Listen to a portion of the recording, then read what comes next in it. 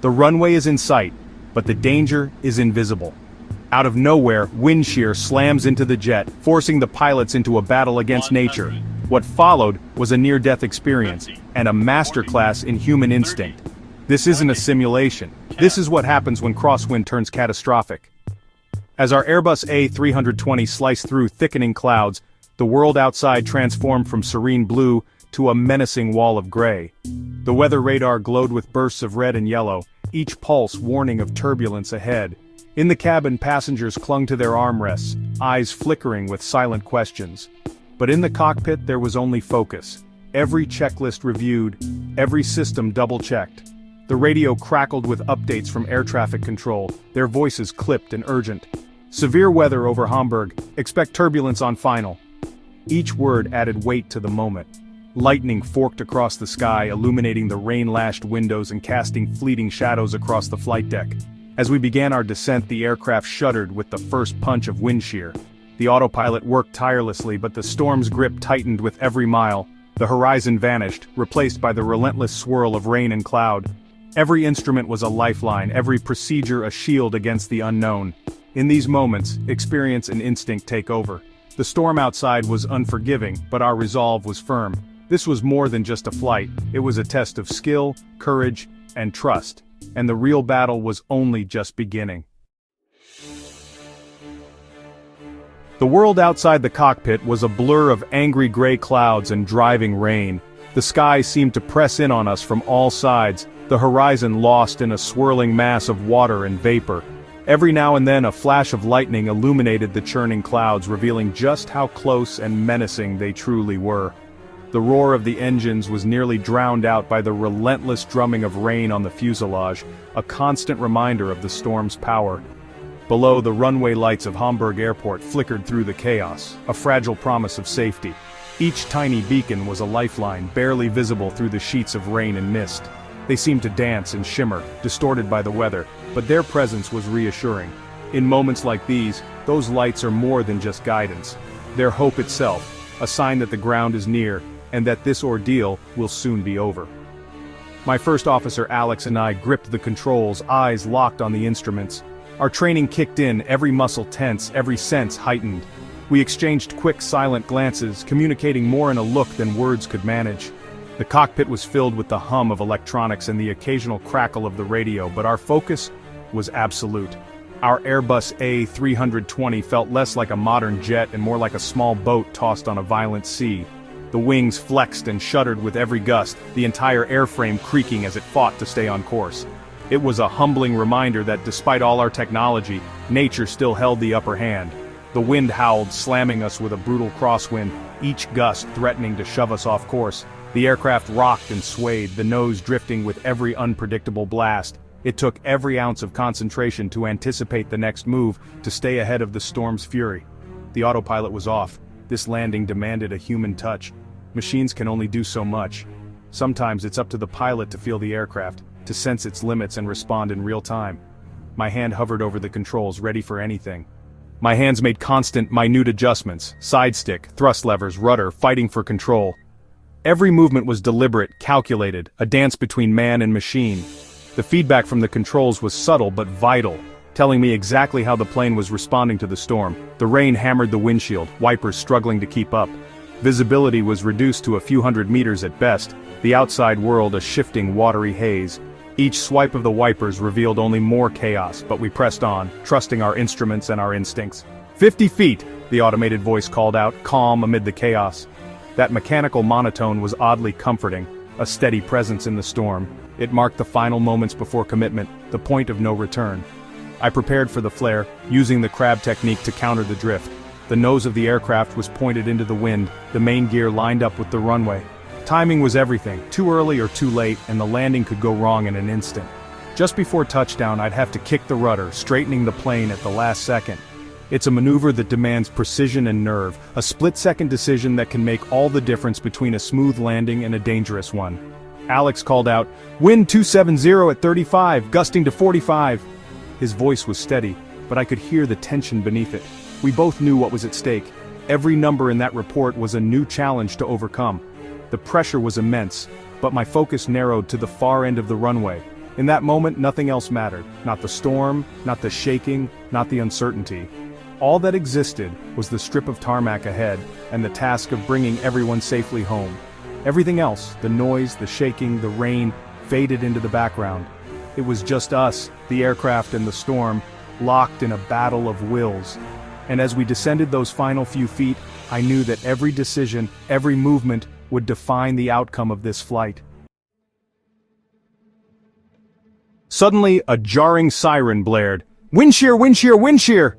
The cockpit filled with urgent noise, a sound every pilot dreads. In that instant, time seemed to slow and every sense sharpened. The warning wasn't just a sound, it was a call to immediate action, a signal that something invisible and dangerous was about to strike. Red lights flashed, my heart leaped, adrenaline surged as my hands instinctively tightened on the controls. The cockpit, usually a place of calm focus, was now alive with tension and urgency. Every pilot knows that when those lights flash, you have only moments to react. Wind shear, a sudden drastic change in wind speed or direction over a short distance. It's a phenomenon that can occur at any altitude, but it's especially dangerous close to the ground, where there's little room to recover. Wind shear can be caused by thunderstorms, microbursts, or even just shifting weather patterns. It's unpredictable, and it can catch even the most experienced pilots off guard. It's the invisible monster that can steal the air from under your wings, causing a catastrophic loss of lift and altitude. One moment you're flying steady, the next the aircraft drops as if the sky itself has vanished. Pilots train for this, but nothing prepares you for the real thing. Imagine driving and hitting black ice. Total loss of control. Wind shear is that, but in 3 dimensions. The aircraft can suddenly bank, pitch, or lose altitude, and you have to fight to regain control. It's a battle against nature, and the stakes couldn't be higher. One moment a strong headwind lifts you, the next, a tailwind robs you of lift. The instruments flicker and jump, airspeed fluctuates wildly, and the nose of the aircraft pitches unpredictably. You're forced to make split-second decisions relying on training and instinct to keep the plane safe. At low altitude, there's no room for error. The ground rushes up and every foot of altitude becomes precious. There's no time to hesitate. Every action must be precise, every movement deliberate. The margin for survival is razor thin. The wind shear alert system gives pilots precious seconds of warning. Those seconds can mean the difference between disaster and a safe landing. Technology has advanced, but it's still up to the crew to respond instantly and correctly. The alarm screamed, the aircraft jolted, airspeed fluctuated wildly. The plane shuddered as if caught in a storm, and every muscle in my body tensed. The sensation is unforgettable, a mix of fear, focus, and determination. Our controlled descent was gone, we were in a fight for survival. The aircraft was no longer following our commands, it was at the mercy of the wind. Every second, we fought to regain control, to keep the plane flying, to protect everyone on board. Training kicks in, but fear lurks beneath the surface. You remember the drills, the checklists, the procedures, but nothing can fully erase the primal fear that comes with losing control. Still, you push through, relying on your skills and your team. The runway was so close, yet suddenly felt impossibly far. Every second counted. We had to act, now. In those moments, the difference between tragedy and survival comes down to training, teamwork, and the will to fight through the storm. In aviation, a wind shear warning is not a suggestion, it's a command. The only safe response, go around, escape the danger. But the temptation to land is immense. The runway is right there. Discipline is tested in these moments. Delaying even a few seconds can mean disaster. Amid alarms and chaos, you must act perfectly. A go-around at low altitude is one of the most demanding maneuvers. Alex and I didn't need to speak. Our training took over. Our eyes met. Decision made. Landing was no longer an option. We had to abandon the runway and fly back into the storm. Trust in our skills and the aircraft's power was all we had. Survival depended on immediate action. Go around flaps, I commanded, voice cutting through the alarms. Thrust levers slammed forward, full power. The engines roared, the aircraft shuddered, nose pitched up. This was an aggressive, maximum performance climb. Alex, positive climb. Gear up. The ground receded, but the wind shear battered us. Airspeed fluctuated. I flew by instinct, holding the pitch. The stick shaker stayed silent. Our wings still had lift. I focused on the flight director bars, our lifeline out. Slowly, we climbed through turbulence. At 1,500 feet, the shaking eased, airspeed stabilized. The wind shear warning fell silent. Relief was brief, we still needed a new plan. The go-around had worked. We'd escaped disaster. Training, teamwork, and technology had saved us. The wind shear was likely part of a microburst, a powerful, localized column of sinking air. Imagine pouring a bucket of water from a height. It crashes down, then surges outward. That's a microburst, but with air. As a plane enters, it first gets a strong headwind, more lift. Then, a massive downdraft, followed by a tailwind that robs lift. Microbursts are invisible, unpredictable, and deadly. Early radar couldn't detect them, leading to tragic accidents. These disasters drove advances in weather detection and pilot training. Today's aircraft use Doppler radar to spot microbursts ahead of time. This technology turns the invisible enemy into something we can see and avoid. Our go-around proved how effective these systems are. Technology and training save lives. In a wind shear event, there's no time to improvise. Pilots rely on memorized procedures, the wind shear escape maneuver. The moment the alarm sounds, disconnect autopilot, apply maximum thrust, roll wings level, pitch up. Ignore the urge to chase airspeed. Altitude is life. The pilot monitoring confirms thrust, calls out airspeed and altitude, retracts gear and flaps as needed. Teamwork is vital, every move is critical. Once climbing and clear, the immediate danger passes. Then, navigate away, inform air traffic control, and reassess. Usually we hold at a safe altitude, check fuel, and plan the next move. The playbook gets you out of danger, good airmanship gets you home. Survival is a team effort. Our escape was possible thanks to predictive wind shear systems, decades of research in action. The next leap, artificial intelligence. AI could analyze real-time data from sensors, satellites, and other aircraft, building a dynamic picture of the atmosphere. It could spot not just classic microbursts, but subtle signs of developing turbulence. AI might suggest optimized escape routes, minimizing disruption and fuel burn. In training, AI could generate realistic adaptive weather scenarios, making pilots more resilient. Post-flight AI could analyze performance, offering personalized feedback. The pilot remains central. AI is a tool, not a replacement. The goal: empower pilots with better information and smarter tools. Human experience and AI together will make flying even safer. After the go-around, we entered a holding pattern, circling above the airport for 20 tense minutes, watching the storm rage below. The sky was a churning mass of gray, lightning flickering in the distance, rain streaking across the cockpit windows. We waited, letting the worst of the weather pass, every minute feeling like an hour as we monitored the radar and checked our fuel. Finally, updated wind information came in.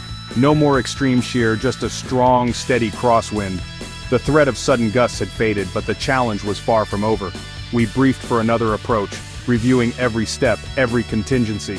Our nerves were sharpened, senses heightened as we double-checked checklists and confirmed our plan. Communication was crisp, every word deliberate. The crosswind was still strong, buffeting the aircraft as we lined up for final. This time, though, there were no alarms, no sudden warnings, just the steady roar of wind and the hum of focused teamwork. I executed the crab and kick maneuver, angling the nose into the wind, then straightening just before touchdown. The wheels met the wet runway with a firm, reassuring thud. We were down, safely. The difference between a safe landing and disaster was measured in seconds and inches. Every movement, every decision mattered. A moment's hesitation, a single miscommunication could have changed everything. In those critical moments, trust and clarity are everything. Despite all the automation, safety is earned on every flight, through vigilance, skill, and the ability to adapt when the unexpected happens. Machines assist, but it's the crew's judgment that makes the difference. Passengers felt the turbulence, gripping their armrests, but most never knew how close we came to the edge. Their trust is placed in us, often without a second thought. That's our job, to manage risk, to keep calm under pressure so they don't have to worry.